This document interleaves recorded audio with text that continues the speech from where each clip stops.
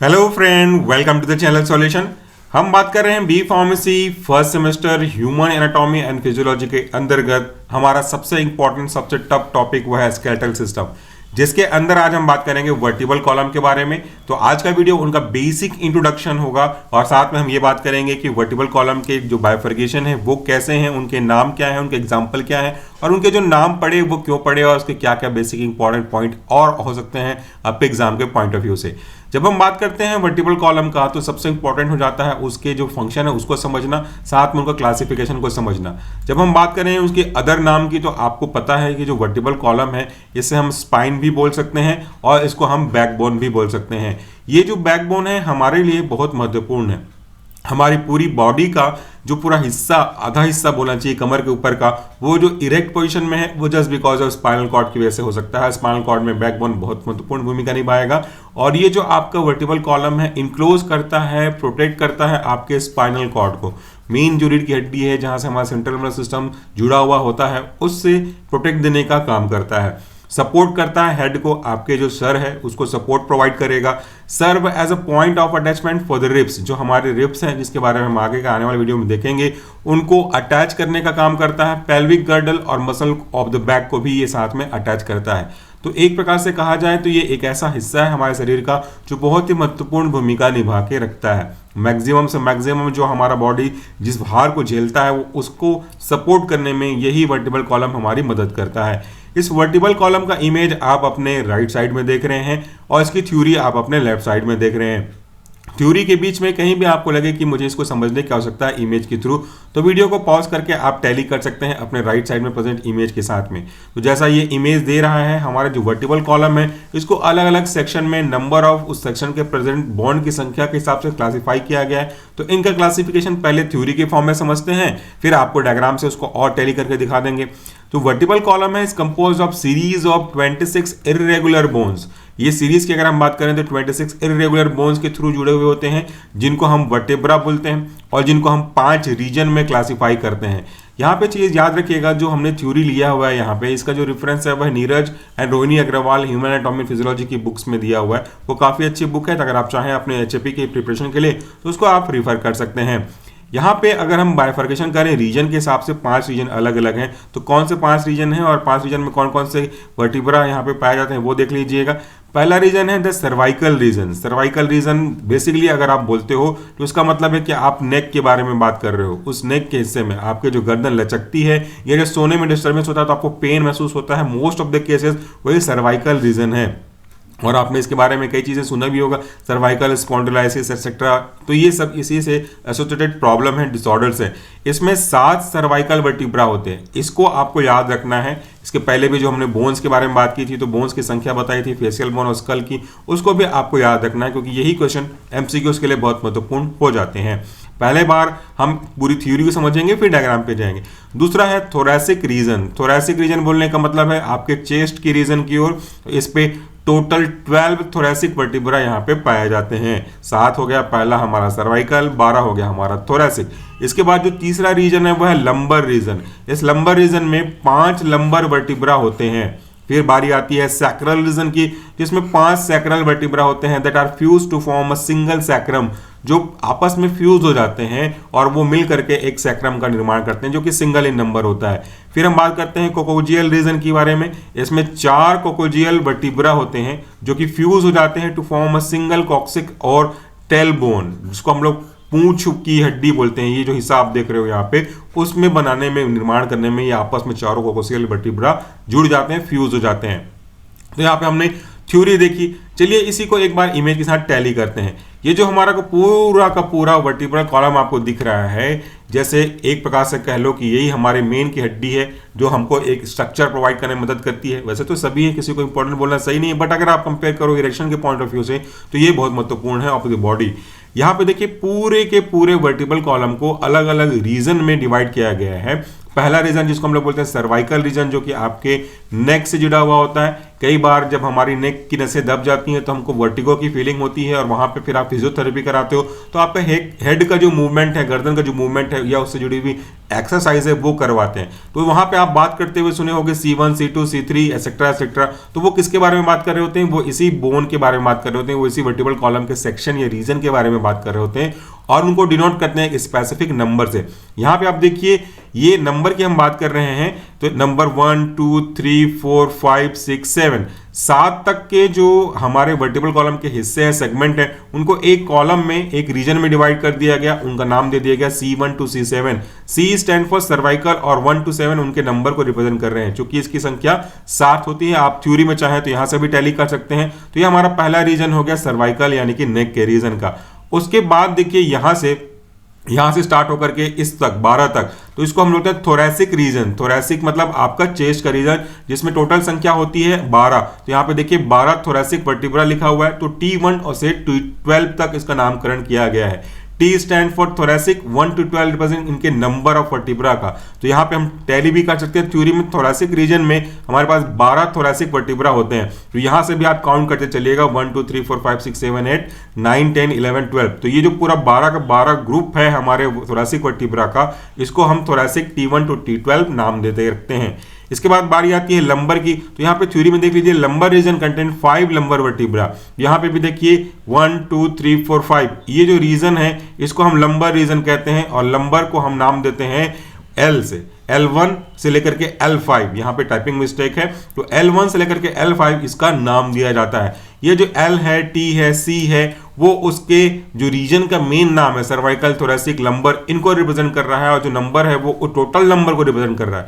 इसका क्या फायदा है और ये क्यों ऐसा होता है? कल को अगर किसी को बोलते हुए सुना कि आप C7 में प्रॉब्लम है, इसके C1 में प्रॉब्लम, तो उसका मतलब आप बात कर रहे हो सर्वाइकल के अंदर का C1 या C2 का जो कॉलम है उसके बारे में हम बात कर रहे हैं, उस हड्डी के बारे में बात कर रहे हैं। इसे आइडेंटिफिकेशन करने के लिए बहुत आसानी होगी, यूनिवर्सल एक्सेप्टेबल वर्ड है, तो इसको कोई भी आदमी कहीं से भी समझ सकता है। फिर हम बात करते हैं सैक्रल रीजन का। तो यहाँ पे देखिए सैक्रल में 5 sacral vertebra are fused to form a single sacrum, ये फ्यूज हो जाते हैं। तो यहाँ पे आप देखिए सैक्रम में ये आपको ऐसा लग नहीं रहा है कि 5 अलग अलग है, क्योंकि ये फ्यूज हो चुके हैं। जो सैक्रल रीजन है वो फ्यूज हो चुका है कि 5 सैक्रल वर्टिब्रा इसमें पाए जाते हैं। इसके बाद हमारा कोकोक्सियल रीजन है, जो 4 कोकोक्सियल वर्टिब्रा से बना हुआ होता है, जो कि फॉर्म हो जाते हैं आपस में मिलने के लिए, और वो बना देते हैं आपका टेल बोन। तो जो कोकोक्सियल रीजन है वो आपस में मिले हुए हैं, और लास्ट हिस्सा को आप देखिए यहाँ पे, ये आपको पूंछ की तरह नजर आ रहा है, तो ये आपस में फ्यूज हुए हैं, जिसकी वजह से हमको ये स्ट्रक्चर देखने को मिल रहा है। अब इस वाले स्लाइड से आपके क्वेश्चन कितने सारे बन सकते हैं? आपके मल्टीपल चॉइस क्वेश्चन में तो बहुत सारे बनेंगे। यहाँ से जो 5 रीजन है, तो 5 रीजन में कितने कितने बोन होते हैं, T3 T4 नाम दे के पूछेगा कि किस रीजन का है, तो मल्टीपल चांसेस बन सकते हैं मल्टीपल चॉइस क्वेश्चन बनने के इस स्लाइड से।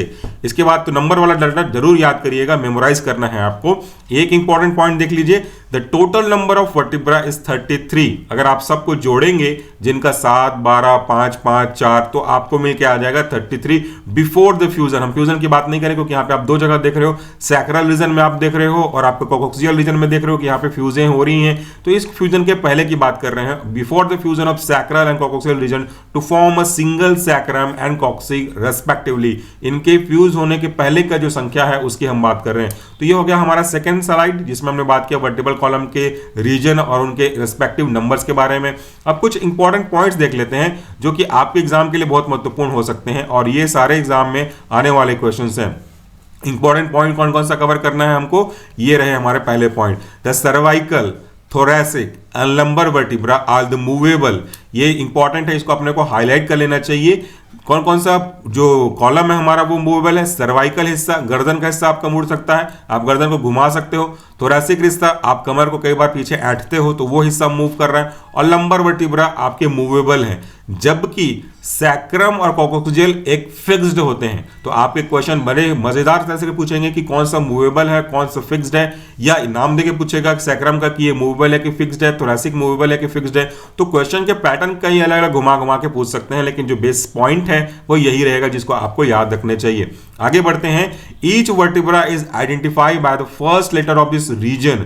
हमको पहचानना कैसे? अगर आपको किसी पर्टिकुलर पार्ट में पेन हो रहा है, या यहाँ पे कुछ एबनॉर्मलिटी हो गई है, या उसमें वो कुछ दबाव महसूस हो रहा है उसको, या वहाँ पे इन्फ्लेमेशन है, तो हम कैसे जानेंगे? हम उसके पहले लेटर से या उसके नंबर से हम इसको इंडिकेट करते हैं। सो कैसे? Followed by a number indicating its position. Example की अगर आप बात करोगे तो the top most vertebra is called C1। Top 1 जो सबसे ऊपर है, टॉप मोस्ट वो क्या कहलाता है? C1। इसको कैसे समझा जा सकता है? सबसे ऊपर में हमारा कौन सा रीजन है? हमारा रीजन है सर्वाइकल। सर्वाइकल में कितने बोन है? 7, 1 to C7। ऊपर भी आपने देखा होगा, एक बार वापस चलते हैं, आप देखिए यहाँ पे 7 सर्वाइकल वर्टेब्रा हैं। तो यहाँ पे भी हम इसको देख सकते हैं कि C1 से C7 तक आपके सर्वाइकल रीजन है। तो सबसे ऊपर में कौन सा आ रहा है? डेफिनेटली C1 ही आएगा। तो the top most vertebra is called C1 and the third thoracic vertebra is called as a T3।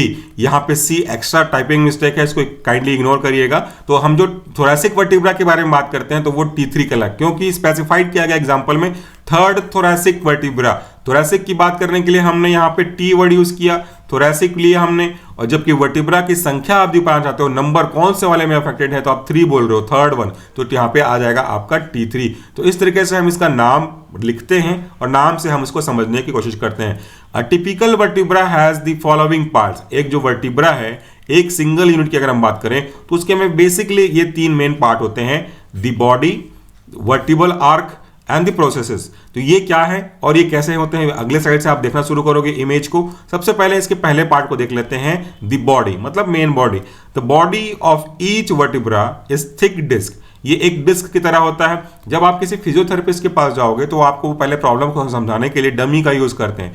वो बताते हैं कि वर्टिब्रा के बीच में थोड़े स्पंज जैसे स्ट्रक्चर होते हैं जो शॉक को एब्जॉर्ब करने का काम करता है। जब एक्सेसिव स्ट्रेस पड़ता है आपके किसी भी वर्टिब्रा कॉलम पे, चाहे आपके नेक वाले हिस्से पे हो, तो वहां पे वो थोड़ा सा पिचकने लगता है, जिसकी वजह से आपको पेन महसूस होता रहता है। तो वो उसी का एक्सरसाइज करवाते हैं। तो वो बताते हैं आपको कि वो डिस्क शेप में होता है, एंटीरियर इन पोर्शन होता है, और उनका जो साइज है वो वेरी करता है डिफरेंट रीजन के साइज में। मतलब पूरे वर्टिब्रा कॉलम के अंदर जितने भी वर्टिब्रा हैं सबका साइज एक जैसा होगा नहीं। ये बेसिकली इंक्रीजिंग ऑर्डर में होते हैं, मतलब they are the smallest in the cervical reason.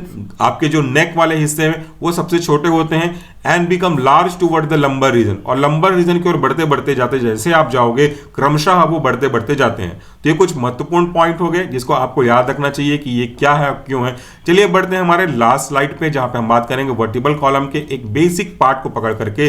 वो उसकी बॉडी आपने देखा, अब हम उसके बारे में बात करने वाले हैं, वो है vertebral arc. It is a area behind the body. जो आपने वर्टिब्रल बॉडी देखी उसके पीछे का एक हिस्सा है, and form the posterior and lateral wall of the vertebral foramen. ये वर्टिब्रल फोरमेन के पोस्टीरियर और लेटरल पार्ट बनाने का काम करता है, आगे और पीछे पार्ट बनाने का काम करता है। The lateral walls are formed from the plate of bone. ये जो लेटरल वॉल है वो किससे बना हुआ था? एक स्पेसिफिक तरीके से बोन से बना हुआ होता है, जिसको हम बोलते हैं pedicle. And posterior wall are form from lamella. जो पोस्टीरियर वॉल होता है वो बना होता है लैमेला का। The vertebral foramen is a large space. Vertebral जो फोरमेन है वो एक बहुत बड़ा स्पेस है, लार्ज स्पेस है, जो कि प्रेजेंट होता है वर्टिब्रल आर्क और बॉडी के बीच में। तो ये बहुत महत्वपूर्ण क्वेश्चन हो गए आपके एग्जाम के एमसीक्यूज के पॉइंट ऑफ व्यू से। यहाँ पे इमेज में भी आप देखना चाहें तो आपको साफ साफ वो दिख रहा है, बॉडी ऑफ द वर्टिब्रा। ये जो बड़ा हिस्सा, मेजर हिस्सा दिख रहा है, दिस इज बॉडी, इसको आप देख सकते हैं। उसके बाद देखिए वर्टिब्रल फोरमेन, ये जो हिस्सा आपको दिख रहा है ये वर्टिब्रल फोरमेन है, ये पेडिकल्स हैं, ये सुपेरियर आर्टिकुलर फेसेट है, ये ट्रांसफर प्रोसेस है। प्रोसेस के बारे में भी हम पढ़ेंगे अगले वाले में भी। ये हमारा लैमिला हुआ। तो आप कभी भी आपको लगे कि ये चीज थ्योरी में समझ में आई है पर डायग्राम देखें तो वीडियो को पहले से पॉज करके देख सकते हैं। और ये जो प्रोजेक्शन लाइन स्ट्रक्चर निकला है वो हमारा स्पाइन है। तो नेक्स्ट पार्ट हमारा वर्टिब्रल कॉलम के अंदर का एक यूनिट का वो है आपका processes. The vertebral arc has 7 processes. ये भी क्वेश्चन इंपॉर्टेंट है, कितने प्रोसेस होते हैं? 7 प्रोसेसेस होते हैं। The transfer process on each side of the vertebra and present at the point where pedicle joint lamina. Pedicle joint lamina, ये देखिए, ये आप इसको देख सकते हो, यहाँ पे लैमिला निकला, तो यहाँ पे हमारा जो निकला है प्रोसेसेस वो यहाँ पे हो गया। And present at the point where pedicle joint lamina. अच्छा, ये मैंने आपको एक्सप्लेन किया।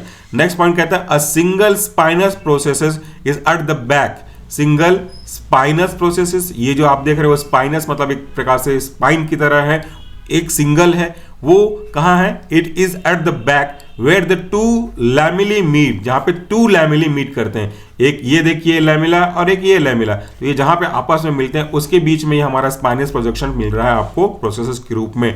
These 3 processes serve as the point for muscle attachment। ये जो है इनका जो काम है वो मसल को अटैचमेंट देने का है, ताकि मसल अटैच हो सके और जो हमारा मूवमेंट है रेस्पेक्टिवली रीजन के रेस्पेक्ट में वो पूरा हो सके। तो ये कुछ शॉर्ट में थे, कुछ इंपॉर्टेंट पॉइंट्स थे जहां पे हमने डिस्कस किए इनके नंबर, इनका लोकेशन और कैसे इनको नॉमेनक्लेचर किया जाता है वो। ये वाला जो हिस्सा है, पहला वाला स्लाइड, वो आपके लिए बहुत मल्टीपल चॉइस क्वेश्चन के लिए इंपॉर्टेंट है, जिसको जरूर प्रिपेयर करिएगा। यहाँ पे ये याद रखिएगा कि कौन से रीजन में कितने बोन्स पाए जाते हैं और उनका जो नाम है वो कैसे रखा जाता है। बाकी के इधर के जो नाम है वो आपको बेसिक जानकारी के लिए ही यूज होंगे, एग्जाम के पॉइंट ऑफ व्यू से इंपॉर्टेंट नहीं है।